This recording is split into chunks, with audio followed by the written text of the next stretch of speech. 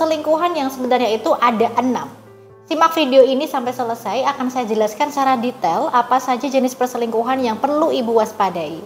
Karena bisa jadi ibu sudah mengalaminya dari perlakuan suami atau mengalaminya sendiri namun tidak ibu sadari. Apa saja itu?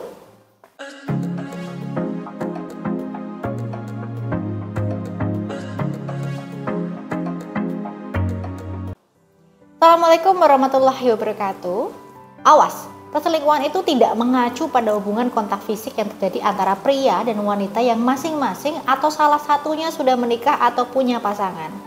Tapi perselingkuhan yang sebenarnya itu ada 6. Simak video ini sampai selesai, akan saya jelaskan secara detail apa saja jenis perselingkuhan yang perlu ibu waspadai.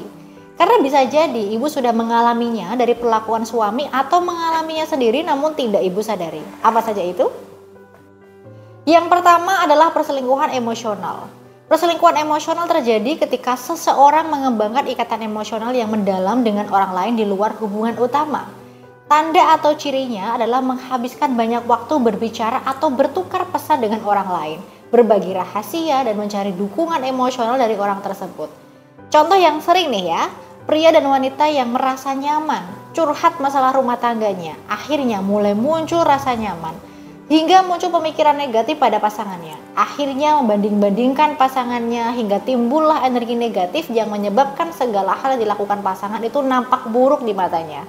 Akhirnya dia pun lebih nyaman curhat dengan wanita lain. Dampak dari jenis perselingkuhan ini adalah dapat mengurangi kedekatan emosional dengan pasangan utama dan menimbulkan rasa cemburu serta ketidakpercayaan. Yang kedua adalah perselingkuhan fisik. Perselingkuhan fisik adalah perselingkuhan yang melibatkan kontak fisik atau hubungan seksual dengan orang lain selain pasangan. Tanda dari perselingkuhan fisik ini adalah perubahan dalam kebiasaan seksual, sering keluar rumah tanpa alasan jelas, dan adanya tanda-tanda fisik seperti bekas ciuman atau parfum yang tidak dikenal. Akibatnya itu menyebabkan rasa sakit emosional yang mendalam, merusak kepercayaan, dan bisa berujung pada perceraian. Yang ketiga adalah perselingkuhan online atau perselingkuhan virtual.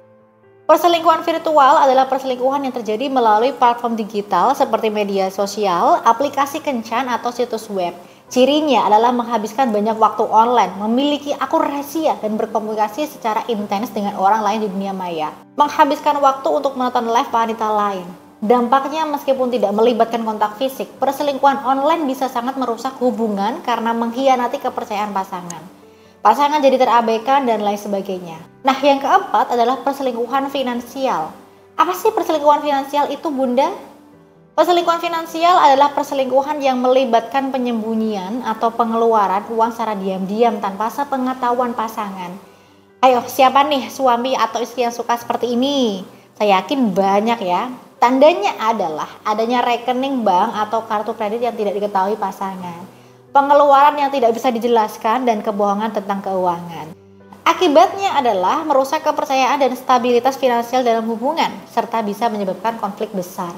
Lalu yang kelima adalah perselingkuhan intelektual. Perselingkuhan intelektual itu terjadi ketika seseorang merasa lebih terhubung secara intelektual dengan orang lain di luar hubungan utama. Tandanya adalah diskusi mendalam dan berbagi ide-ide dengan orang lain. Merasa lebih dihargai dan dimengerti secara intelektual oleh orang tersebut dibandingkan saat dengan pasangannya. Akibatnya mengurangi kualitas komunikasi dan koneksi intelektual dengan pasangan utama, menimbulkan rasa tidak dihargai.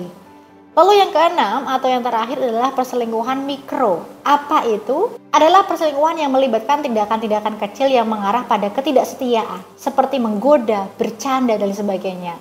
Tandanya adalah sering menggoda atau berinteraksi dengan orang lain secara berlebihan, mengirim pesan yang ambigu, dan mencari perhatian dari orang lain.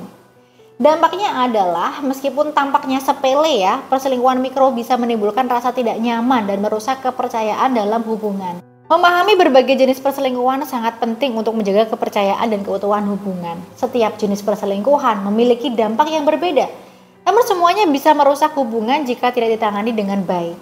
Komunikasi yang terbuka dan jujur adalah kunci untuk mencegah dan mengatasi perselingkuhan dalam hubungan. Namun jika memang tidak tahu harus bagaimana, Ibu bisa mengikuti bimbingan saya melalui nomor di bawah ini. Insya Allah akan saya bantu baik secara lahiriah maupun spiritualnya. Semoga apa yang sampaikan ini bermanfaat ya. Wassalamualaikum warahmatullahi wabarakatuh.